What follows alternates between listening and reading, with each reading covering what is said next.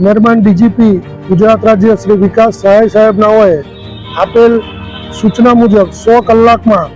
અસામાજિક તત્વો ઉપર કાર્યવાહી કરવા અંગે મહેરબાન પોલીસ કમિશનર શ્રી અનુપમસિંહ ગેહલોત સાહેબ સુરત શહેર,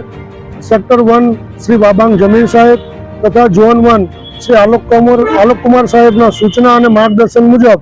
અત્રેના ઝોન 1 વિસ્તારના એ ડિવિઝન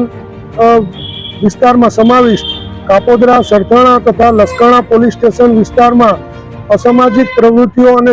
જેની ઓળખ અસામાજિક તત્વો તરીકે થયેલ છે તેવા કુલ 121 વ્યક્તિઓને પોસ્ટે બોલાવી અને તેમાં પણ ખાસ કરીને મિલકત સંબંધી અને શરીર સંબંધી ગુનાઓના આરોપીઓની એક ઓળખ પડેલ અને ઇન્ટ્રોગેશનની કામગીરી કરવામાં આવેલ અને તેઓને સૂચના આપવામાં આવેલ છે કે તમે જે પણ કોઈ કાર્ય કરી રહ્યા છો એમાં કોઈ પણ પ્રકારનું ગેરકાયદેસર કૃત્ય કરશો તો તમારા વિરુદ્ધ નિયમો અનુસાર અને કાયદાકીય રીતે કડકમાં કડક પગલાં લેવામાં આવશે અને કાયદાકીય સખત કાર્યવાહી કરવામાં આવશે. ઉપરોક્ત જે ઓળખ પરેડ અને ઇન્ટ્રોગેશન પરેડ રાખવામાં આવે